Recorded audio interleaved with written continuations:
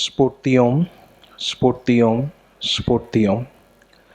ఆధ్యాత్మిక విశ్వగురువు, scientific Saint, పూర్ణ గురువులు శ్రీ శ్రీ శ్రీ గురు విశ్వస్ఫూర్తి వారి దివ్య పాద పద్మాలకు సాష్టాంగ ప్రణామం తెలియజేసుకుంటూ, ఈరోజు ఉపాధ్యాయ దినోత్సవం సందర్భంగా స్ఫూర్తి కుటుంబం నిర్వహించుకుంటున్నటువంటి కార్యక్రమానికి విచ్చేసినటువంటి ముఖ్య అతిథి శ్రీమతి డాక్టర్ శరత్ జ్యోత్స్న రాణి గారికి, అలాగే ఈ కార్యక్రమానికి విచ్చేసినటువంటి ఉపాధ్యాయులందరికీ కూడా పేరు పేరున ధన్యవాదాలు తెలియజేసుకుంటున్నామండి.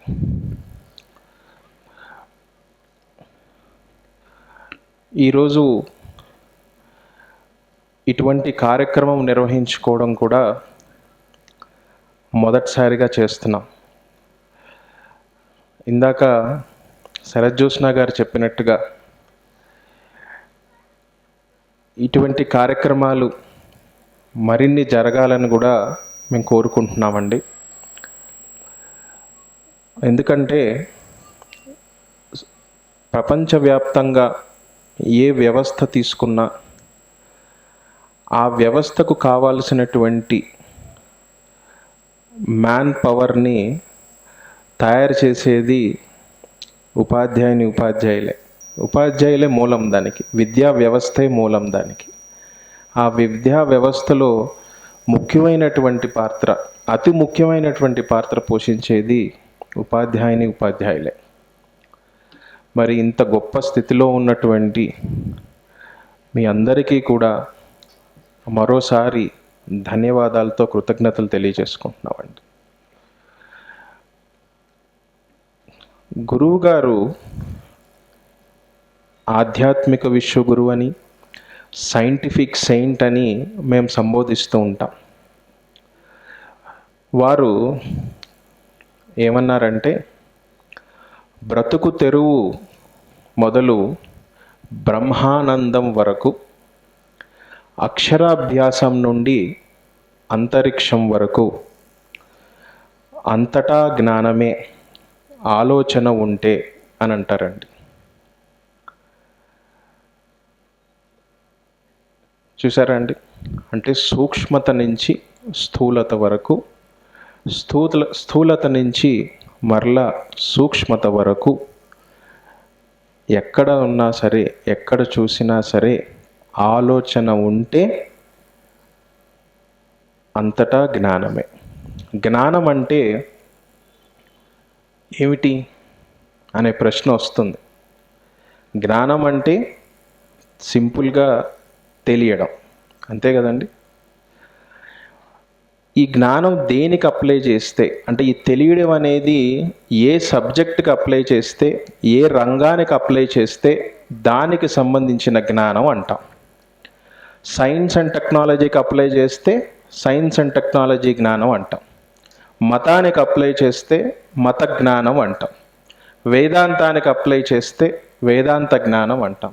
ఫిజిక్స్కి అప్లై చేస్తే ఫిజిక్స్కి సంబంధించిన జ్ఞానం. మ్యాథమెటిక్స్ అంటే మ్యాథమెటిక్స్ సంబంధించిన జ్ఞానం. ఇలా దేనికి అప్లై చేస్తే ఈ తెలియడం అనేది దానికి సంబంధించినటువంటి జ్ఞానం అనేది మనందరికీ తెలిసిన విషయమే. అయితే మరి ఈ తెలియడం అంటే ఇక్కడ వీటన్నిటిలోనూ మనం ఇప్పుడు చెప్పినటువంటి అనేక రంగాలు ఏవైతే ఉన్నాయో, అది సైన్స్ అండ్ టెక్నాలజీ అయినా, మతమైనా, వేదాంతమైనా, ఇంకేమైనా వీటన్నిటినీ గనక పరిశీలిస్తే వీటి వెనకాల ఉన్నది ఎవరు? మనిషే కదండి. వెనకాల ఉన్నదంతా మనిషే కదా. సైన్స్ సాంకేతికమైన, మత వేదాంతమైన మనిషి వలన, మనిషి చేత, మనిషి కొరకే అంటారు శ్రీ శ్రీ శ్రీ గురు విశ్వస్ఫూర్తి వారు. వీటన్నిటి వెనకాల ఉన్నది మనిషే. ఒక్కసారి మన హిస్టరీ చూసినా, మన వర్తమానాన్ని చూసినా, ఎక్కడ చూసినా సరే, ఏ విధానంలో చూసినా సరే ఈ మనిషి ఎక్కడైతే ఉన్నాడో ఆ మనిషి ఉన్న చోటనే ఇవన్నీ ఉన్నాయి. చంద్రుని మీద మనిషి లేడు గనక అక్కడ ఇవేమీ లేవు. భవిష్యత్తులో మనిషి వెళితే అక్కడ కూడా స్కూల్స్ కాలేజెస్ వస్తాయి, అక్కడ కూడా గుళ్ళు గోపురాలు వస్తాయి, అక్కడ కూడా యూనివర్సిటీస్ వస్తాయి, అక్కడ కూడా హాస్పిటల్స్ వస్తాయి, అక్కడ కూడా సమస్యలు కూడా వస్తాయి, పరిష్కారాలు వస్తాయి. అవునండి.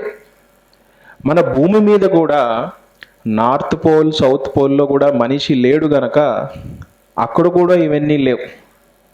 గమనించండి. నార్త్ పోల్లో ఎస్కిమోస్ ఉంటారు, కానీ వారి జీవన శైలికి మన జీవన శైలికి ఎంత తేడా ఉంటుంది. వారు మిగతా జీవుల్లాగే ఉంటుంది వారి జీవనం అంతా కూడా, మనలాగా ఉండదు. అంటే ఈక్వేటర్కి పైన కింద ఎక్కడైతే సివిలైజేషన్స్ డెవలప్ అయినాయో అక్కడే మనుషుల ద్వారానే కదా ఇవన్నీ. నాగరికత డెవలప్ అయిందంటే మనుషులు ఉండబట్టే కదండి. అక్కడే ఇవన్నీ కూడా ఏర్పడ్డాయి అన్న వాస్తవాన్ని మనం గమనించాలి. అయితే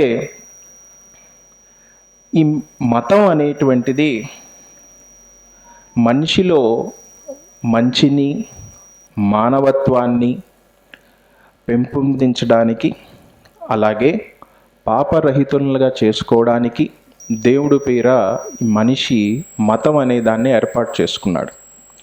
అలాగే సైన్స్ అండ్ టెక్నాలజీ పేరుతో మ్యాటర్ ఎనర్జీ బేస్గా నిత్యం ఎక్స్పెరిమెంట్స్ చేస్తూ కొత్త కొత్త ఆవిష్కరణలు చేస్తూ మనిషికి సుఖాన్ని శ్రేయస్సుని అందించటం కోసం సైన్స్ అండ్ టెక్నాలజీని ఏర్పాటు చేసుకున్నాడు. అలాగే జ్ఞానబోధ పేర, అంటే జ్ఞానబోధ కోసం ఆత్మ పేర ఆధ్యాత్మికం అనేటువంటిది కూడా, మరి ఆ వేదాంతం అనేటువంటిది కూడా మనిషి ఏర్పాటు చేసుకున్నదే. మరి వీటన్నిటి కూడా బ్యాక్గ్రౌండ్లో చూస్తే మనిషి వలన, మనిషి చేత, మనిషి కొరకే అనేది సుస్పష్టంగా కనపడుతోంది. అయితే మిగతా జీవుల వలె మనిషి కూడా ఒక జీవి మాత్రమే. మరి మిగతా జీవులన్నీ కూడా గమనిస్తే అవి బ్రతకడం వరకే లిమిట్ అయ్యి ఉన్నాయి. ఆ బ్రతకడం అనేటువంటి లిమిట్లోనే అవి పుట్టడం కానీ పోవడం కానీ ఆ లిమిట్లోనే ఉంటాయి. బ్రతకడం అనేటువంటి లిమిట్, వాటి జీవన విధానం కూడా అదే విధంగా ఉంటుంది. వాటి మనసు కూడా దానికే అలవాటు పడిపోయి ఉంటుంది. కానీ మనిషికి అలవాటు మనసు కాకుండా ఆలోచన మనసు ఎవల్యూషన్లో కలిగింది. అయితే మనిషికి ఈ ఆలోచన స్థితి, అంటే ఈ మేధస్సు అనేది ఎలా కలిగింది అన్నది వేరే ప్రశ్న, కానీ కలిగింది. మరి మనిషికి ఈ మేధస్సు కలగడంతో మనిషి ఆ బ్రతకడం వరకే లిమిట్ కాకుండా తనకంటూ ఒక ప్రత్యేకతని మనిషి ఏర్పాటు చేసుకున్నాడు. అదే జీవితం. అంటే మనిషికి మిగతా జీవులకి బ్రతకటం ఒకటే పరిధి అయితే మనిషికి బ్రతకటంతో పాటు జీవితం కూడా మనిషికి ఉంది. అదే మనిషి ప్రత్యేకత. మరి జీవితం అంటే విద్య, వైద్యం, రాజకీయం, సాంస్కృతికం, సంస్కారం, ఆర్థికం, ఇలా అనేక రంగాలలో వివిధ విధానాలుగా ఏదైతే జ్ఞాన సముపార్జన జరిగిందో, వాటి నిర్వహణ జరుగుతోందో, వాటితో అవన్నీ కలిపే జీవితం అవుతోంది. ప్రతి మనిషి కూడా, ప్రతి ఒక్కరూ కూడా వీటితో ప్రత్యక్షంగానో పరోక్షంగానో వ్యక్తిగా కానీ కుటుంబానిగా కానీ సమాజపరంగా అని సంబంధం కలిగి ఉంటారు. గమనించండి. అదే జీవితం. మనిషికి మాత్రమే ఉన్నది జీవితం, మిగతా జీవులకన్నీ ఉన్నది బ్రతకటం. అయితే ఈ జీవితం అనేటువంటిది ఏదైతే మనిషికి కలిగిందో, మరి ఆ జీవితాన్ని నడిపించేటువంటిది కూడా మానవ మనసే. కానీ ఆలోచన మనసు, యోచన మనసు. అందుకే జ్ఞాన సముపార్జన అనేది మనిషికి మాత్రమే జరుగుతోంది. అయితే ఈ మనిషి ప్రత్యేకతను ఏదైతే ఉందో, ఆ ప్రత్యేకత అన్నీ కూడా మనిషికి అతీతమైనవి కావు. ఈ జీవితంలో ఇప్పుడు మనం ఏవైతే చెప్పుకున్నామో, రాజకీయం కానీ, విద్య కానీ, మతం కానీ, వేదాంతం కానీ, సైన్స్ అండ్ టెక్నాలజీ కానీ, ఇవన్నీ కూడా మనిషికి అతీతమైనవేం కాదు, మనిషికి సంబంధించినవే ఇవన్నీ కూడా. అయితే ఈ ఈ జీవితానికి సంబంధించినంత వరకు ఇవి ఏవైతే ఇప్పుడు మనం విషయాలు మాట్లాడుకున్నామో, వాటికి జ్ఞాన సముపార్జనకు సంబంధించినటువంటి వరకు మనం దానిని భౌతిక విషయ జ్ఞానం అంటాం. ఏమంటామండి? భౌతిక విషయ జ్ఞానం అంటాం. అంటే నిత్య జీవితాన్ని నడిపించుకునేటువంటి కావాల్సినటువంటి జ్ఞానమే ఈ భౌతిక విషయ జ్ఞానం. దాన్ని లౌకిక జ్ఞానం కూడా అంటారు. అయితే ఈ భౌతిక విషయ జ్ఞానంతో పాటు జీవితంలో మరో పార్శ్వం ఉంది. ఏమిటది అంటే, శరీరంలో అవయవాలే కాకుండా ప్రాణశక్తి ఉంది, జీవశక్తి ఉంది, మనస్సు ఉంది, ఆత్మ కూడా ఉంది. ఉందా అండి? ఉందనే కదా అందరూ చెప్తున్నది. అయితే అవి ఏమిటి అనేటువంటి ప్రశ్న ఒకటి వస్తుంది. ప్రాణశక్తి ఉంది అంటే ఏమిటి? మన జీవశక్తి ఉంది అంటే ఏమిటి? మనస్సు ఉంది అనుకుంటున్నాం అంటే ఏమిటి? ఆత్మ ఉంది అంటే ఏమిటి? వీటికి సంబంధించినటువంటి సమాధానాలు ఈరోజు వరకు కూడా స్పష్టంగా లేవు. ఉన్నాయి అనుకుంటున్నాం కాబట్టి ఉన్నాయి అంతే.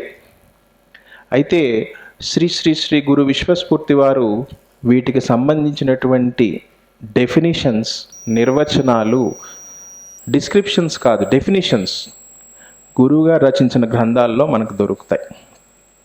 అయితే శరీరంలో ఆత్మ కూడా ఉంది కాబట్టి, అయితే వేదాంతాన్ని నమ్మేవాళ్ళు ఆత్మ అంటే వాళ్ళు యాక్సెప్ట్ చేస్తారు. మరి సైన్స్ని నమ్మేవాళ్ళు యాక్సెప్ట్ చేయరు కదా. మరి వాళ్ళు ఏమంటారు అంటే దాని ఎనర్జీ అంటారు. అయితే మరి ఆ ఎనర్జీ ఏదైతే ఉందో, ఆ ఎనర్జీ యొక్క సూక్ష్మత ఏదైతే ఉందో, ఆ సూక్ష్మతనే ఆత్మ అంటారు.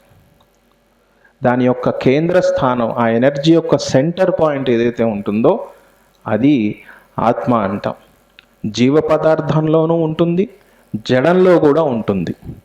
ఆటమిక్ న్యూక్లియస్లో కూడా, న్యూక్లియస్ అంటేనే ఎనర్జీ, ఆ ఎనర్జీకి కూడా ఒక కేంద్ర స్థానం ఉంటుంది, అదే ఆత్మ అంటారు గురువుగారు. అలాగే జీవ పదార్థంలో కూడా అది ఒక కేంద్ర స్థానం ఉంటుంది. శరీరంలో శక్తికి ఆ శక్తి యొక్క కేంద్ర స్థానమే ఆత్మ. అయితే ఈ ఆత్మ అనేది జీవాత్మగా పిలువబడుతుంది శరీరంలో. సృష్టికి సంబంధించిన ఆత్మ వేరే.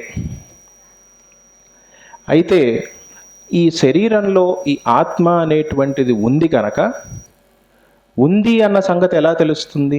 శరీరం కనబడుతోంది, మనసు అనిపిస్తోంది, మరి ఆత్మ కనిపించట్లేదు, అనిపించట్లేదు. మరి ఉంది అనేది ఎలా తెలుస్తుంది అంటే, ఉంది అంటే ఏదో ఒక పర్పస్ ఉండాలి కదండి. అది ఆత్మ అనేది శరీరంలో అంతరాత్మ రూపంలో నాదం చేస్తూ ఉంటుంది, వాస్తవాన్ని తెలియచేస్తూ ఉంటుంది. అందుకే మనకి లాలో కూడా అంతరాత్మ సాక్షిగా అంటారు. అంటే అంతరాత్మ సాక్షిని లా కూడా యాక్సెప్ట్ చేస్తోంది. అంతరాత్మ అనేది ఆ వ్యక్తికి సంబంధించింది, అందరికీ, అవునండి, ఆ ఇండివిజువల్కి సంబంధించింది. మరి దాన్ని కూడా విట్నెస్గా యాక్సెప్ట్ చేస్తోంది లా కూడా. చూసారా? సో ఈ ఆత్మ అనేది ఆ జీవాత్మ రూపంలో శరీరంలో ఉంటుంది. అది అంతరాత్మ రూపంలో నాదం చేస్తూ వాస్తవాన్ని తెలియచేస్తూ ఉంటుంది. అయితే ఈ భౌతిక ఇంద్రియ మనసు ఈ అంతరాత్మ చెప్పేటువంటి వాస్తవాన్ని గ్రహించే స్థితిలో ఉండదు. ఇది భౌతిక మనసుకున్నటువంటి లిమిటేషన్. అయితే ఈ ఆత్మ గురించి, శరీరంలోనే ఉన్నటువంటి ఆత్మ గురించి తెలియడం, తెలుసుకోవడం అనేదే ఆత్మజ్ఞానం అంటే. దాన్నే ఆధ్యాత్మికం అని చెప్పడం జరుగుతుంది. చూసారా? సో శరీరంలో భౌతిక సంబంధ విషయ జ్ఞానంతో పాటు దానికి సంబంధించి ఈ భౌతిక సంబంధ విషయ జ్ఞానం అంతా మనసు ద్వారా నిర్వహణ జరుగుతూ ఉంటుంది. ఈ ఆధ్యాత్మికం సంబంధించినటువంటి పార్శ్వంలో ఈ జీవాత్మ సంబంధించినటువంటిది. ఈ రెండూ కూడా అంటే మనిషిలోనే, అంటే ఆకారంలోనే నిరాకారం ఉంది. యాటంలో కూడా అదే ఉంది కదండి, ఆకారంలోనే నిరాకారం ఉంది. ఎక్కడ చూసినా ఈ యూనివర్స్లో మ్యాటర్ ఎనర్జీ కలిసే ఉంటాయి. ఎనర్జీ అనేది మ్యాటర్లో ఎంబడీడ్ అయ్యి ఉంటుంది. ఇది వాస్తవం. ఇది సైన్స్ కూడా ఒప్పుకున్నదే. మరి అంటే భౌతికం అంటే ఆకారం, ఆధ్యాత్మికం అంటే ఎనర్జీ నిరాకారం, ఈ రెండు కలిసే ఉన్నాయి. అందుకే గురువుగారు ఏమంటారు, భౌతికం వేరు ఆధ్యాత్మికం వేరు కాదు, ఈ రెండు ఒకటే. జీవితంలో రెండు పార్శ్వాలు మాత్రమే, రెండు ఒకటే. ఎందుకంటే జీవితం ఒకటే. ఇది ఈ వాస్తవాన్ని ఒప్పుకోవాలి, ఇది గమనించాలి అంటారు గురువుగారు. సో ఎప్పుడైతే మనలోనే ఉన్నటువంటి భౌతికాన్ని ఆధ్యాత్మికాన్ని సమన్వయపరుస్తున్నామో, ఈ సమన్వయపరచడం ద్వారా మనసు మంచిగా మారుతుంది, చెడుకు అవకాశం లేకుండా చేస్తుంది. ఎందుకంటే ఆధ్యాత్మికం అనేది మనిషి మనసుకు ఒక హద్దుని క్రియేట్ చేస్తూ ఉంటుందన్నమాట. ఎంతలో ఉండాలో అంతలో ఉండేటట్టుగా చేస్తుంది. అతి వర్జీయేత్ అన్నారు కదండి, ఆ లిమిట్లో ఉంచేటట్టు చేస్తుంది. ఏ పనైనా లిమిట్లో ఉన్నంత వరకు చేస్తే దానివల్ల నష్టం లేదు, వ్యక్తికి లేదు, కుటుంబానికి లేదు, సమాజానికి లేదు. అది చేయగలిగిందే ఆధ్యాత్మికం. అది అంతరాత్మ ద్వారా సాధ్యమవుతుంది అంటారు. అందుకే నీతి శాస్త్రాలు, మత బోధనలు నిలదీయలేవు మనిషిని, నిలువరించలేవు నేరాన్ని, అడ్డుకోగలదు మనసును అంతరాత్మ ఒకటే అంటారు శ్రీ శ్రీ శ్రీ గురు విశ్వస్ఫూర్తి వారు. మీరు ఎన్ని నీతి సూత్రాలు చెప్పినా, మత బోధనలు చెప్పినా మనుషులు నిలదీయగలవా? చేయలేవు. ఆ వ్యక్తిలో కలగాల ఆ భావన, అంతవరకు మార్పు సాధ్యం కాదు. జనరల్గా మనుషులు మార్పుకి ఇష్టపడరు. అందుకోసమే కార్పొరేట్ కంపెనీలు వేల కోట్లు ఖర్చు పెడుతూ ఉంటాయి, వందల కోట్లు ఖర్చు పెడుతూ ఉంటాయి ట్రైనింగ్ ప్రోగ్రామ్స్. మీరు మారాలి, మీరు మారాలి, మీరు మారాలి అని చెప్పి. కానీ మారుతున్నారా? మూలంలో మార్పు వస్తుందా? లేదు.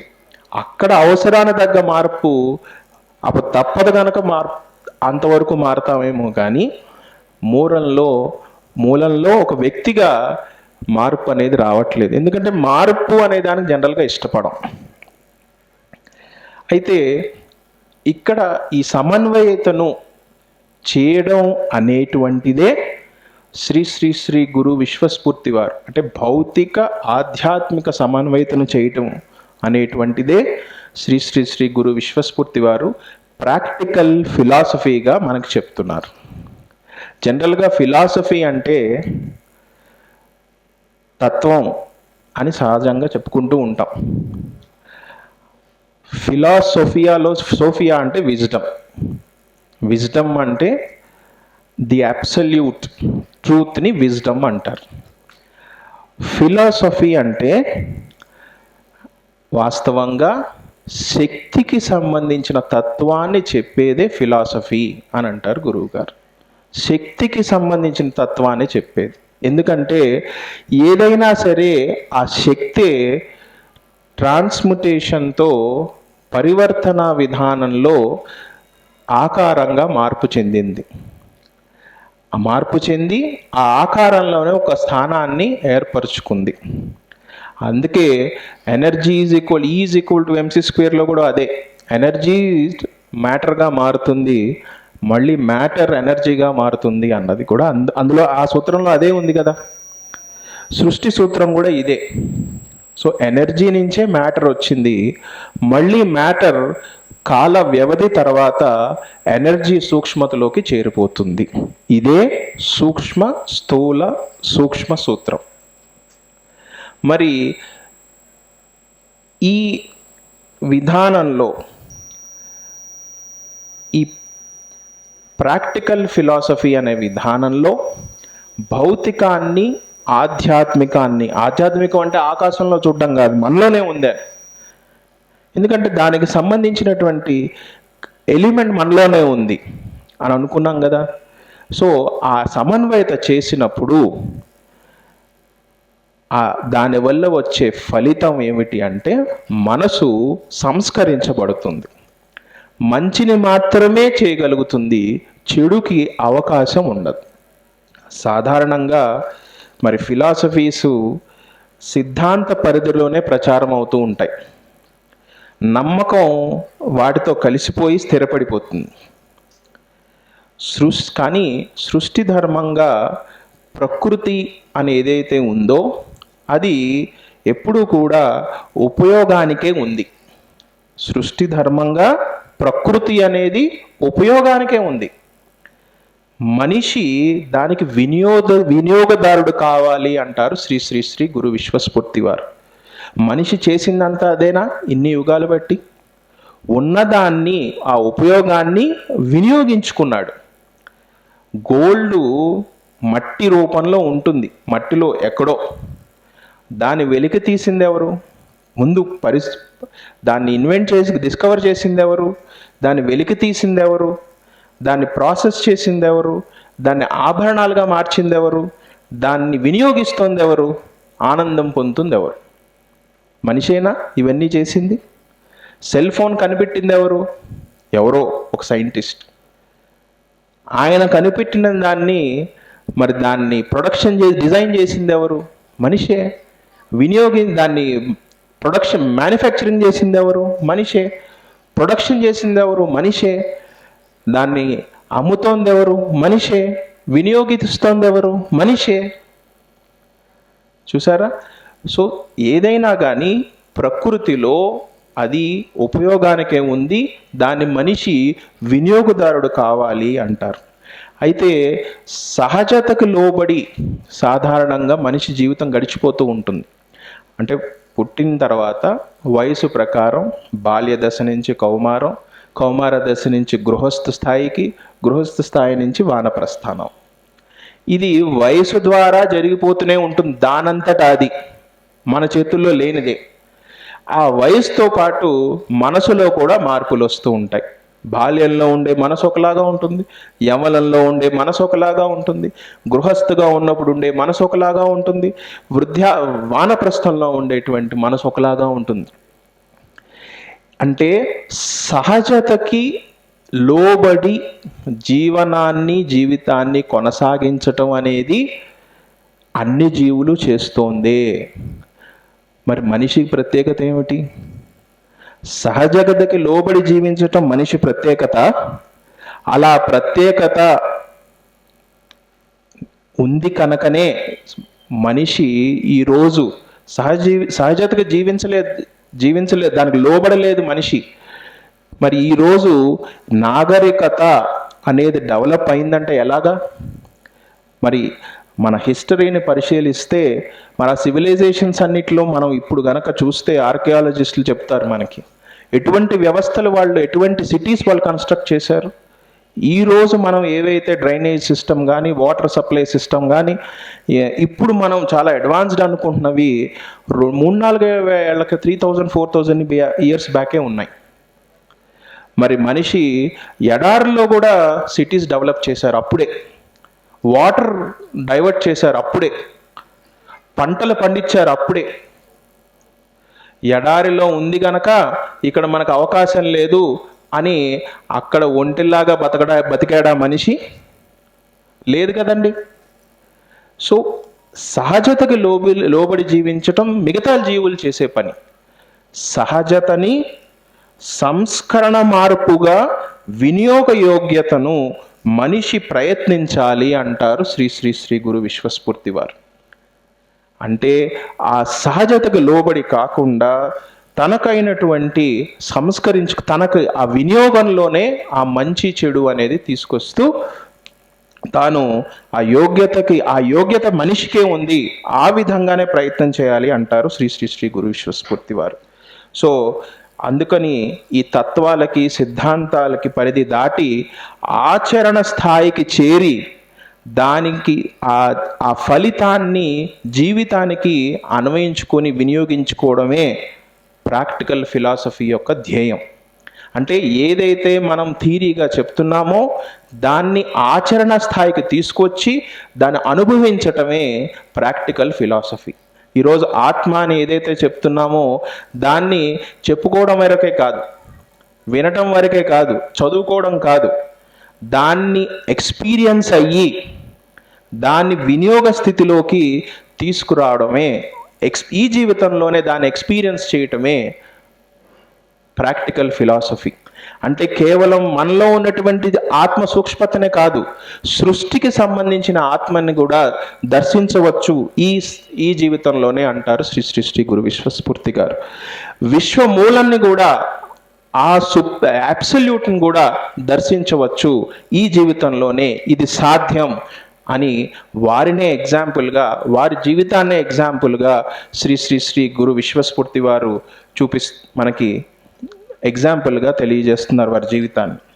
అలాగే మనిషిలో ఏవైతే గుణం తత్వం అనేవి ఉంటాయి, ఈ గుణం తత్వం అనేటువంటివి, గుణం ఎప్పుడు మారుతూ ఉంటుంది, తత్వం అనేది స్టాండర్డైజ్ అయిపోతుంది, స్వభావం అంటారు దాన్ని. మనసుకి గుణం ఉంటుంది, స్వభావం ఉంటుంది. అలాగే ప్రతి జీవికి కూడా స్వభావం అంటే ఆ తత్వం అనేది, జాతి తత్వం అనేది ఉంటుంది. మృగాలకి మృగత్వం ఉంటుంది, పశువులకి పశుత్వం ఉంటుంది, మనిషికి కూడా ఒక తత్వం ఉండాలి కదా, ఒక జీవే కదా. ఆ మనిషికి ఉండేటువంటి తత్వాన్నే మానవత్వం అన్నారు. ఈ మానవత్వం అనేది బై బర్త్ ఉంటుంది మనిషిలో. అయితే మనిషికి ఒక ప్రత్యేకత వచ్చింది ఇందులో కూడా. ఏమిటంటే ఈ మానవత్వంతో పాటు మృగత్వం పశుత్వం కూడా మనిషిలో వచ్చి చేరినాయి. అదే మనిషి ప్రత్యేకత. ఎందుకంటే గురువుగారు అంటారు, the complex and the compound of the entire species evolution may be called the human అంటారు. అంటే మనిషిలో ఎవల్యూషన్లో మృగత్వము పశుత్వం కూడా మానవత్వంతో పాటు వచ్చినాయి. కానీ తన సహజ తత్వమైనటువంటి మానవత్వం అదే ఎగ్జిబిట్ కావాలి కదా బిహేవియర్లో, అది ఎగ్జిబిట్ అవ్వట్లా. ఈ మృగత్వం ఈ పశుత్వమే ఎగ్జిబిట్ అవుతున్నాయి. అదే సమాజంలో ఈరోజు ప్రతిరోజు న్యూస్ పేపర్లో చూస్తూనే ఉన్నాం. అందరి జీవితాల్లో మన చుట్టుపక్కల అవి ప్రతినిత్యం చూస్తున్నవే, చదువుతున్నవే, వింటున్నవే. మరి వీటికి మూలం ఎక్కడుంది? ఈ మృగత్వం కానీ పశుత్వం కానీ మానవత్వం కానీ ఎక్కడుంది? వీటి మూలం అంటే మనిషి మనసులోనే ఉన్నాయి. కానీ మానవత్వాన్ని ఈ పశుత్వము ఈ మృగత్వము డామినేట్ చేస్తున్నాయి. వీటిని తగ్గించి మానవత్వాన్ని పెంపొందించాలంటే మనసు మారాలి. మనిషిలో అప్పుడే మానవత్వం పుష్కలంగా ఉంటుంది. అయితే ఈ విధానం అనేటువంటిది మతం అసలు ఏర్పడిందే అందుకు. మానవత్వాన్ని మనిషిలో పెంపొందించడానికే మతం ఏర్పడింది. కానీ మరి మతం మనిషిని మర్చిపోయి ఆకార దేవుడికే ఎక్కువ ఇంపార్టెన్స్ ఉంది. అలా కాకుండా గురువుగారు ఏమంటారంటే రిలీజియస్ హ్యుమానిటీ అంటారు. అంటే మనిషిలో ఉన్నటువంటి మానవత్వాన్ని పెంపొందించాలి. ఈ మానవత్వమే మతంగా వారు చెప్తూ ఉంటారండి. అదే రిలీజియస్ హ్యుమానిటీ. అంటే వారు ఏమంటారంటే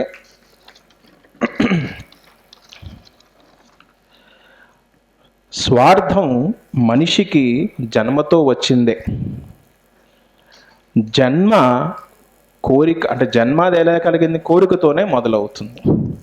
అయితే స్వార్థం కూడా ఈ కోరికలోనే, అందులో భాగమే. అయితే మానవత్వం స్వార్థానికి కొంత త్యాగాన్ని అలవాటు చేస్తుందట.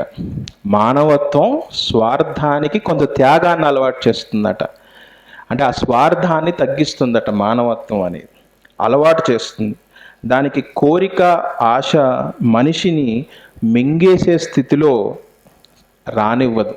ఎందుకంటే మనిషి తన కోరికల వల్ల, ఆశల వల్ల, తన స్వార్థం వల్ల తన జీవితాన్ని ఇబ్బందుల్లో నెట్టుతున్నాడు. వాటి నుంచి కాపాడగలిగేది మానవత్వం ఒకటే అంటారు గురువుగారు. అందుకని మనసులో ఉన్నటువంటి మానవత్వానికి వారు అన్ని చెప్తున్నటువంటి ప్రస్థానం ధ్యానం ద్వారా దివ్యతా స్పర్శను గనక మనం జోడించగలిగితే ఈ మానవత్వమే ఆత్మీయతగా మారుతుంది అంటారు. ఈ మానవత్వానికి గురువుగారు ఒక మంచి బ్యూటిఫుల్ డెఫినేషన్ చెప్పారండి. The sympathetic empathy and it's feeling of helping the sympathetic empathy and its feeling of helping thought may be the humanity అన్నారు. సింపథెటిక్ ఎంపతి అండ్ ఎంపతి అంటే ఎదుటివారి బాధను ఫీల్ అవ్వటం. ఎంపతి అంటే సింపథెటిక్ అంటే జనరల్గా ఒక సింపతి చూపించటం, సానుభూతి చూపించటం. కానీ సింపథెటిక్ ఎంపతి అంటే ఆత్మీయత ఫీలింగ్ని కలిగి ఉండటం అని అర్థం. సింపథెటిక్ ఎంపతి అంటే ఈ ఆత్మీయత ఫీలింగ్ అనేది ఒక మనిషికే కాదండి, మనిషితో మొదలయ్యి మానవ జాతి మొత్తానికి అప్లై అవుతుందన్నమాట. అప్పుడు మానవ జాతి సభ్యునిగా మానవ జాతి అంతటా కూడా ఒకటే అన్న భావన కలుగుతుంది ఆ ఆత్మీయతతో. అది మనిషిలో కలగాలి అంటారు. ఈ గబుక్కున ఒక పిల్లవాడు నడుస్తూ ఉన్నాడు, పడిపోయాడు అనుకోండి, ఆ పిల్లవాడికి సంబంధించిన వాళ్ళ లేకపోతే ఒకళ్ళు ఇద్దరు రెస్పాండ్ అవుతారు. వాళ్ళలో ఆ భావన కలిగింది, రెస్పాండ్ అయ్యారు. అంత మాత్రాన మానవత్వం ఉన్నట్ట ఇక్కడ అంతా కాదంటారు. ఇక్కడున్న అందరిలోనూ అదే భావన కలగాలి అంటారు. అప్పుడే సమాజంలో మానవత్వం ఉన్నట్టు లెక్క అంటారు. మానవత్వమే మనిషి తత్వం అనుకున్నప్పుడు, అది తన సహజ లక్షణం అనుకున్నప్పుడు, మానవత్వమే కోలమానమైనప్పుడు మరి మానవత్వం ఉన్నవాళ్ళనే మనుషులు అనాలి కదా. మరి 750 కోట్ల జనాభాలో 800 కోట్ల జనాభాలో మనుషులు ఎంతమంది అంటారు శ్రీ శ్రీ శ్రీ గురు విశ్వస్ఫూర్తి వారు. అందుకని ఇదే ఈ మానవత్వం అనేది రిలీజియస్ హ్యుమానిటీ ద్వారా, అంటే ఇది మత సంబంధ పరిధిలో ఉంది కాదు. రిలీజియస్ హ్యుమానిటీ అనేది ఇది మానవ సమాజ వ్యాప్తికి సంబంధించింది. అలాగే మనిషి మనసుని ఇది పాజిటివ్లో ఉంచుతుంది, పాజిటివ్ ఆలోచన కలగజేస్తుంది అని చెప్తారు శ్రీ శ్రీ శ్రీ గురు విశ్వస్ఫూర్తి వారు. అందుకే the sensorium mind is to be sanctified and spiritualised by practical philosophy and religious humanity అంటారు. ఈ అవకాశం కలిగించినటువంటి శ్రీ శ్రీ శ్రీ గురు విశ్వస్ఫూర్తి వారి దివ్య పాద పద్మాలకు సాష్టాంగ ప్రణామాలు తెలియజేసుకుంటూ స్ఫూర్తియం.